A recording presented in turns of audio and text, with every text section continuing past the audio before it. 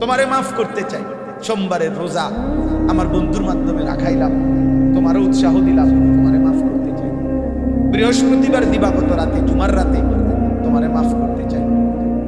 আমি আল্লাহ তাআলা কতভাবে যে বান্দা চেষ্টা করছি, নবী পাঠাইলাম, 23 বছর নবীর চোখ দিয়া পানি ঝরছে, আমি সহ্য করছি। তায়েফের রক্তে আমার বন্ধু রক্ত মাখা হয়ে গেছে। আমি আরশে আজিমের মালিক, আমার বন্ধু এটা তোমাদের জন্য। আমি আমার বন্ধুর রক্ত ঝরতে দেখেও সহ্য করেছিলাম। আমার বন্ধু উহুদের দান্দান শহীদ করা খুনে রক্ত মাখা বেহুশ দেহ নিয়ে পড়েছিল, আমি আল্লাহ তো দেখছি, আমি সহ্য করেছি। আমার কালেমার জন্য আমার এত সাহাবী বন্ধুর এত শাহাদাত বরণ করেছে। 70 জন সাহাবীর পবিত্র লাশ শাহাদাত আমি উহুদের যুদ্ধে, আমি মাওলাস আমার বন্ধুর সাহাবীদের লাশ দেখেছি। আমি সব কিছুর বিনিময়ে চেয়েছিলাম তোমরা আমার এক এক বান্দা জাহান্নাম থেকে মুক্তি দিবা, জান্নাত দিবা। হায় আফসোস, বান্দা কোনোভাবেই চোখের পানি, রক্ত, পেটে পাথর বাঁধা কষ্ট, 30 পারা কোরআন, আমার নবীর 23 বছরের দিবা নিশির সুন্নাহ হাদিস, এত আলেম, এত মসজিদ, এত মাদ্রাসা, হায় নাফরমান কোনো কিছু দিয়া তোর দিল নরম করতে পারে। হায় হায় নাফরমান কোনো কিছু দিয়ে ওই একটা সেজদা বলো না আব্বা, একটা ছেলে বলো মাফ। এমন মালিক জিজ্ঞেস করবে না বান্দা আমি আর কত বললে, আর কত রাত দিলে, আর কত দিন দিলে, আর কত মাস দিলে? 40 বছর হায়াত দিছি, 40টা রমজান কি বলে, 40 বছর হায়াত দিছি, 40টা শবে বরাত দিছি। 40 বছর হায়াত দিছি তো 40 বছরে শেষ দশকে রমজানের 5টা বেজর রাত দিছি। আমি আর কত ভাবে দিতাম মাফ করার জন্য, আমি কত বাহানা চাইলাম, কতভাবে কইলাম কুল ইয়া ইবাদিয়াল্লাযীনা আসরাফু, এই শেষ কথা, কুল ইয়া ইবাদিয়াল্লাযীনা আসরাফু আলা আনফুসিহিম লা তাকনাতু মির রাহমাতিল্লাহ। আল্লাহ বলে বন্ধু আপনি আমার বান্দাদেরকে বলে দেন, আমার বান্দার হায়াত যত, গুনাহ যদি হয় তত, বুঝেন নাই?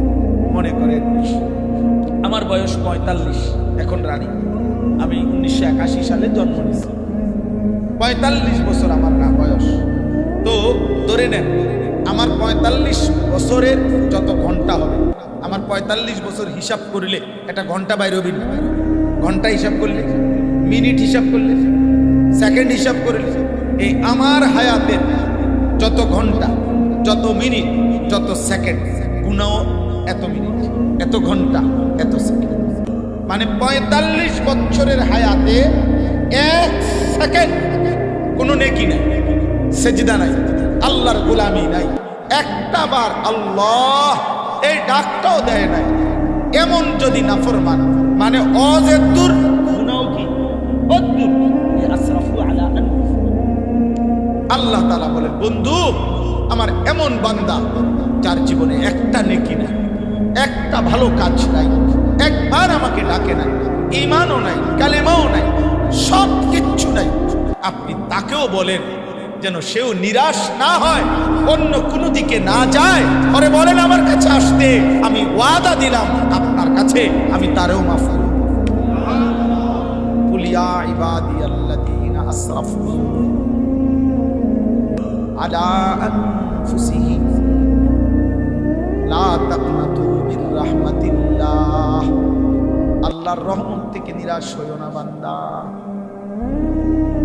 45 বছরের গুনাহ একসাথে করে আমি আল্লাহর সামনে পেশ করো, চোখের এক ফোঁটা পানি দিয়ে ভিজায়া দাও, কলিজা ছিঁড়ে আমি আল্লাহকে বলো মাওলা চোখ বন্ধ করলে মাওলা গুনাহ ছাড়া কিছুই দেখি না, আপনার গোলামীর হক আদায় করি নাই, আপনাকে সেজদাও দেই নাই, কত রাত, কত দিন, কত সপ্তাহ গেছে মাওলা আপনাকে সেজদা দেই নাই, 365 দিনের বছর চলে গেছে, ফজরের নামাজ কোনদিন পড়ি নাই, আল্লাহ সব কিছু আপনার সামনে এক নাফরমান বান্দা স্বীকার করে আর করব না ওয়াদা দিয়ে ছেড়ে দিয়ে আমি মাফ চাইলাম। আল্লাহ আপনি আমারে মাফ করে দেন। আল্লাহ বলেন বান্দা আমি কিন্তু জবানও শুনি, আমি দিলও দেখি। যদি জবান আর দিল বরাবর করে বাস্তবিক অর্থে তুমি বলে থাকো, আমি আল্লাহ ওয়াদা দিলাম ইন্নাল্লাহা ইয়াগফিরুয যুনুবা জামিআ, আমি আল্লাহ সব গুনাহ একসাথে মাফ করে দেব। খায় জুয়া যখন খেলে, চুরি যখন করে, বেবিচারের দৃশ্য যখন দেখে, নারী যখন বেপর্দা চলতে থাকে, হারামখোর যখন সুদের লেনদেন করে, হারামের টাকা মিলায় হিসাব করে, এই ঠিক পাপের সময় রানিং অবস্থায় তৎক্ষণাৎ ইবলিস শয়তান, আল্লাহ কোরআনে বলছে, ওই নাফরমান থেকে সরে যায়। ক্বালা ইন্নী বারীউম মিনকুম, ইবলিস বলে আমি তোমার থেকে মুক্ত, আমি তোমার থেকে মুক্ত। ইন্নী আখাফুল্লাহ রাব্বাল আলামিন, আমি আল্লাহকে ভয় করি। ইবলিস আশ্চর্য, ইবলিস আল্লাহকে ভয় করে মানে কি? তাফসীরের মধ্যে লিখছে, অর্থ হলো ইবলিস বলে, শয়তান বলে যে আমি সেই আদমের জামানা থেকে দেখছি এই পর্যন্ত আল্লাহ তাআলা পাপী নাফরমান ব্যক্তি কিংবা গোষ্ঠী সম্প্রদায়কে শত শতবার আল্লাহ এই পৃথিবীতে ধ্বংস করে দিয়েছে আযাব। এটা আমি নিজ চোখে দেখছি। এই জন্য আমি জানি যে যখনই বান্দা পাপ করে তখনই সে আল্লাহর আযাবের উপযুক্ত হয়। হয়তো কাউকে আযাব দেয়, কাউকে দেয় না। এখন কি নিশ্চয়তা আছে তোমাকে দিবে না? আমি তো দেখছি এমন বহুজনকে আযাব দিছে আল্লাহ। অতএব প্রত্যেক পাপের মুহূর্তে আমার ভয় হয়, যদি আল্লাহর আযাব আসে এখন তোমার উপরে, তাহলে আমিও তো ধ্বংস হয়ে যাব। এই জন্য আমি তোমার থেকে মুক্ত। এই জন্য প্রত্যেকটা মানুষের এটা মনে রাখা উচিত। পাপী নাফরমান, তাকে নাফরমান অবস্থা, তার সাথে শয়তান পর্যন্ত তাকে ঘৃণা ঘৃণা। এজন্য প্রত্যেকটা মদখোর, নেশাখোর, জুয়ারি, চরিত্রহীন, লম্পট ছেলেপেলে, নারী, ছবি, অস্থিরতা, বেহায়াপনা নিয়ে যাদের জীবন, পরে ইবলিস শয়তান পর্যন্ত ঘৃণা। মানুষ এবং পশু জানোয়ার তো ঘৃণা করেই, এমনকি শয়তান পর্যন্ত, শয়তান পর্যন্ত। কোরআনুল কারীমের মধ্যে আছে, বদরের যুদ্ধের দিন, সূরা আনফালের মধ্যে আছে, বদরের যুদ্ধের দিন ইবলিস শয়তান, মক্কার কাফের,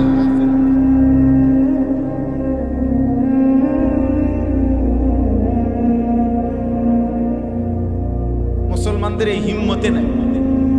সে বলছে, মানুষের আকৃতি ধরে আইসা বলছে যে আমি এইমাত্র দেখে আসছি মুসলমানদের কাছে সর্বোচ্চ 8টা তরবারি আছে আর 2টা ঘোড়া আছে, আর কিছু না। 313 জন লোকও কম, অস্ত্র সম্ভার বলতে কিচ্ছু নেই। তোমরা অনায়াসেই জিতবা। ওয়া ইন্নী জারুন লাকুম, আমি তোমাকে সাথেই আছি। যুদ্ধের শেষ ফালাম্মা তারাআতিল ফিআতান, আল্লাহ কোরআনে বলে যখন 2 দল মুখোমুখি হলো, আসমান থেকে ফেরেশতা নামতে শুরু করলো।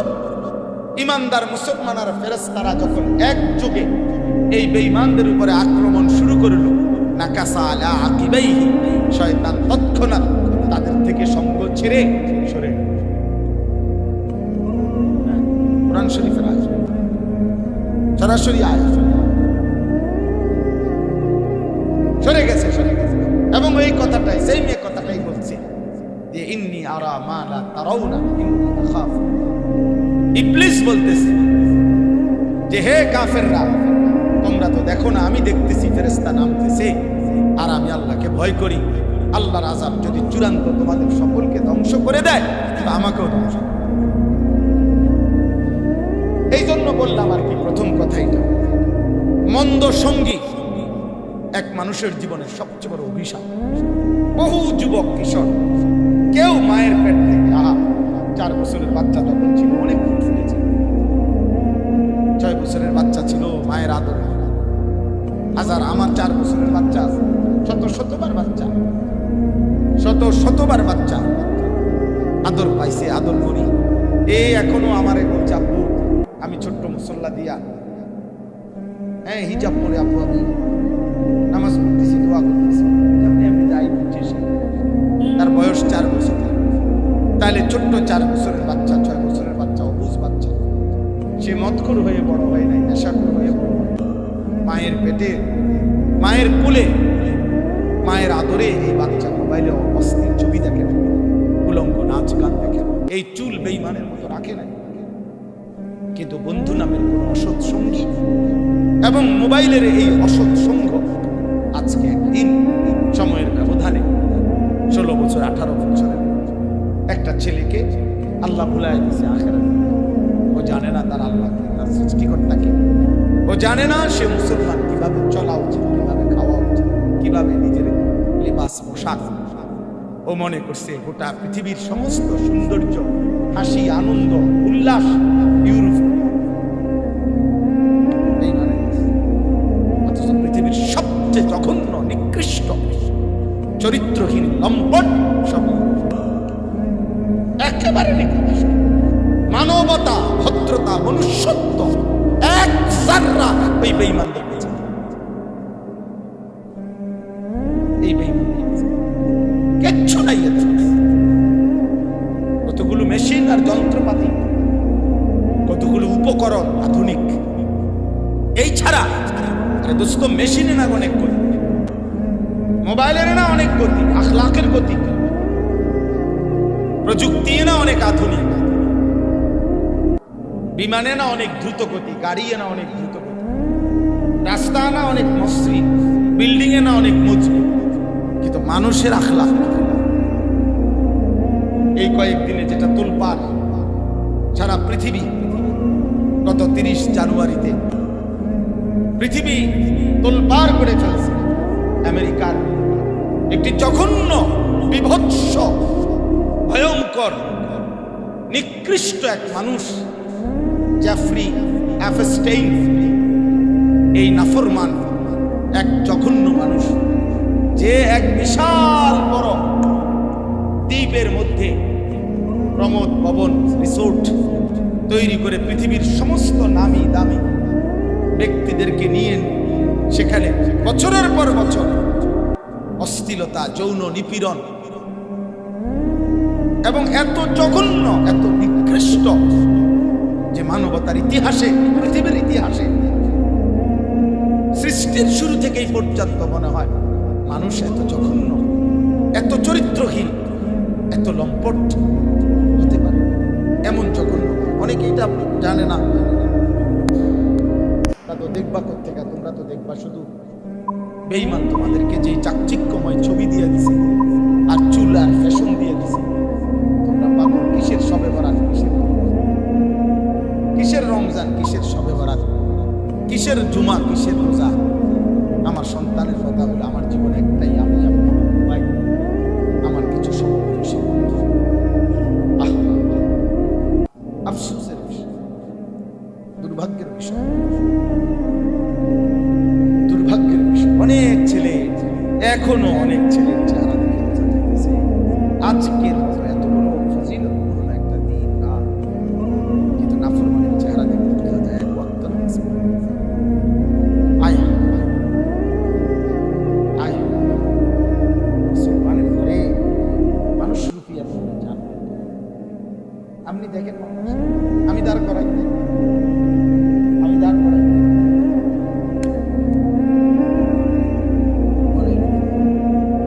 এদের মা কোথায়, এদের বাবা কোথায়, কার ঘরে বড় হয়, কার ঘরে ঘুমায়, এদের চুল তারা কারে জিজ্ঞাসা করে এভাবে রাখে, পেশাব করে পানি নেয় না, এরা দিবা নিশি মোবাইল,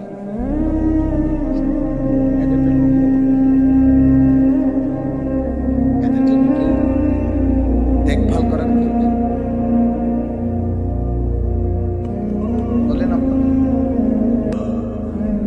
এই জন্য বললাম জীবনের বড় অভিশাপ নওজোয়ান বলে, কিশোর ছেলে, 16 বছর বয়সে তোমরা যারা এক ওয়াক্ত নামাজ পড়া, তোমার জীবনের বড় ব্যর্থতা।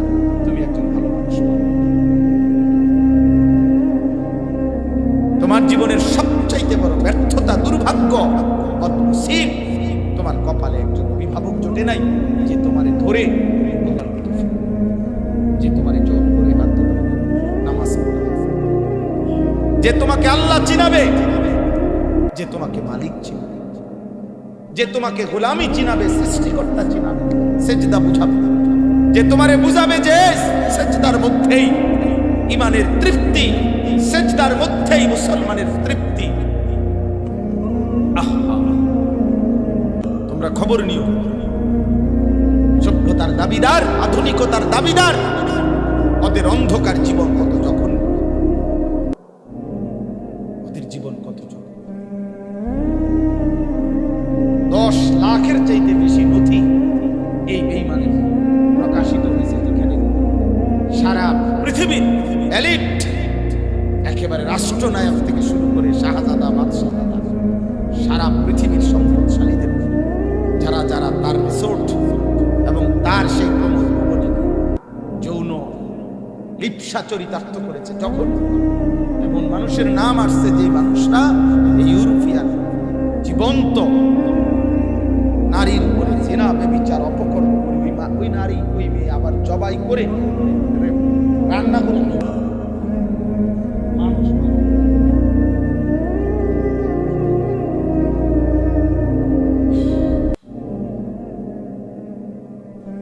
শিশু বাচ্চা, 11 বছরের বাচ্চা, 7 বছরের বাচ্চা, 9 বছরের বাচ্চা, বাচ্চা কি মেয়ে 11 বছর জবাই করে ফেলছে, টুকরা টুকরা করে গোশত পাকাইয়া খাই। কত নিকৃষ্ট, কত বিভৎস। হাই চলো আব্বা পড়ো, তোমরাও পড়ো, আমরাও পড়তে আসি। হ্যাঁ, আমগো বাচ্চারাও আলহামদুলিল্লাহ পড়তে আসে। টিম বড় ভাইয়া, শুদ্ধ কথা আমগো বাচ্চারাও বলতে জানে, 2-4টা ইংরেজি বাক্য আমরাও বলতে জানি। বাকি আব্বা নিজেদের ব্যর্থতাও দেখো, ব্যর্থতাও দুনিয়ায় তো ভোগ করা, আখিরাত মিলবে কিনা মনে কর। যাই হোক, তাহলে আমার প্রথম কথা এটা, এক মানুষের জীবনের সৌভাগ্য এটা, এক মানুষের সঙ্গ পাওয়া, উত্তম মানুষের সাহচর্য পাওয়া, উত্তম মানুষ, উত্তম অভিভাবক পাওয়া। কোরআন শরীফে আছে হযরত মূসা আলাইহিস সালাম এবং হযরত খিজির আলাইহিস সালাম, ওনাদের সফরের মধ্যে ঘটনা আছে, একটা 2টা ভাই এতিম, ওদের পাকা দেওয়াল খিজির আলাইহিস সালাম সোজা করে দিছে। তো ওইখানে আছে, উনি পরে যখন এটার কারণ বলছে তখন একটা কথা বলছে উনি, ওয়াকানা আবুহুমা সালিহ, এই এদের বাবা মা ছিল নেককার, তাদের আব্বা নেককার মানুষ ছিল। এই নেককার মানুষ অভিভাবক, তার বরকতে তাদের পরবর্তী বংশধর পর্যন্ত, এতিম সন্তান পর্যন্ত আল্লাহ তাআলা নবীর মাধ্যমে সাহায্য করেছে। এজন্য উত্তম অভিভাবক, উত্তম সান্নিধ্য, ভালো মানুষের সংস্রব পাওয়া ছোটবেলা থেকে, এটা জীবনের অনেক বড় নিয়াম। আজকে মনে রাখো আব্বা, আমার কথা মনে রেখো, আমি বাবা বললাম, যারা জীবনটা সম্পূর্ণ মোবাইলের হাতে তুলে নিছ, অথবা এই রাত একটি ফজিলতপূর্ণ বরকতময় রাতে আমি বললাম, জীবনটা যারা মোবাইলকে নিয়ে একান্ত করে ফেলছ, কে মা কে বাবা, কি ধর্ম, কি আল্লাহ, কি রাসূল, কি তোমার কোরআন, কি তোমার ধর্ম, কিচ্ছুর সাথে যাদের সম্পর্ক নাই, মনে রাখবো আব্বা, একদিন এই গভীর রাতে আমি বললাম, একদিন যদি তোমরা বেঁচে থাকো আর এইভাবে লাগাতার মোবাইলে আসক্ত থাকো, অচিরেই একদিন এই মোবাইলে আসক্ত নাফরমান তোর হাতে ভিক্ষার থালা উঠবে, অভাব আর দারিদ্রতার করাঘাতে তোর জীবন জর্জরিত হবে। আমি ভবিষ্যৎবাণী করে গেলাম, একদিন ভিক্ষার থালা হাতে উঠবে, কারণ অকর্মণ্য, অপদার্থ, অক্ষম মানুষ, কাপুরুষ পৃথিবীতে কোনোদিন কাজে লাগবে। অকর্মণ্যের জায়গা পৃথিবীর কোথাও নাই। চরিত্রহীন, মনে রাখো, মানুষ সুদখুরকে সুদখুর বলে, মানুষ ঘুষখুরকে ঘুষখুর বলে, মানুষ মদখুরকে মদখুর বলে, মানুষ জুয়া খেলে যে জুয়ারি বলে, কিন্তু নারীর সাথে জিনা, ব্যভিচার, নারীর সাথে হারাম সম্পর্ক, হারাম প্রেম, হারাম ভালোবাসা, নারীর ছবি, নারীর অশ্লীল দৃশ্য, উলঙ্গতা, এরকম যৌন সম্পর্কিত, লজ্জাস্থানের শাহওয়াত সম্পর্কিত কোন পাপে যদি কেউ মানুষের কাছে পরিচিত হয়, তখন মানুষ তাকে চরিত্রহীন বলে, লম্পট বলে। অথচ ওইগুলোও চরিত্রহীনতা। কিন্তু মূলত মনে রাখতে হবে, কোন ছেলে কোন মেয়ে তার ইজ্জত, তার সম্ভ্রম, তার হায়া, তার লজ্জা, তার লজ্জাস্থানের পবিত্রতা হেফাজত করা, এটাই হলো মূল আখলাক, মূল চরিত্র। এই জন্য মানুষ আকাম কুকামে ধরা খাইলে মানুষ কি কয়? চরিত্রহীন। বুঝা গেল, এটারে চরিত্র ধরে। এটা নষ্ট হলে বলে চরিত্র। লম্পট, বেহায়া, নির্লজ্জ, বেশরম।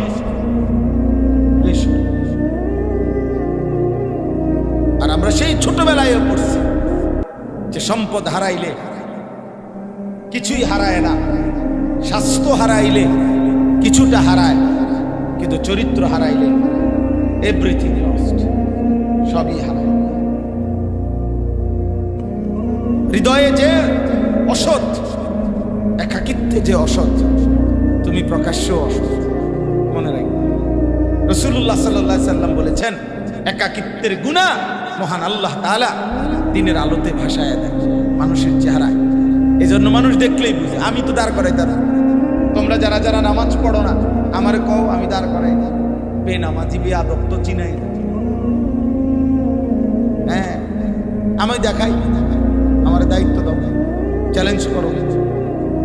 তোমরা যারা যারা নারী দেখে অভ্যস্ত, মোবাইলে অশ্লীল ছবি দেখে অভ্যস্ত, বা আমি দাঁড় করাই। অসৎ চরিত্রহীনকে তো দেখলেই যে চোখ যারা হারামে লিপ্ত, যে চোখ মালিকের দেওয়া, সে চোখ একবার মালিকের কোরআন যে দেখে না, আয় হায়। আল্লাহ তাআলা কোরআন কারীমে বলছেন, আলাম নাজআল লাহু আইনাইন, বান্দা আমি কি তোমাকে দুইটা চোখ দেই নাই? সেই চোখে 40 বছরে, 30 বছরে, 60 বছরে, 20 বছরে আমার দেওয়া চোখে আমার কালাম, আমার কোরআনের একটা পৃষ্ঠাও দেখে দেখে পড়তে পারলা না? এই আমি কেমন চোখ দিলাম তোমার? আমার কথা একবারও মনে পড়লো না? বলেন। এই জন্য ভাই চলেন, ফিকির করেন।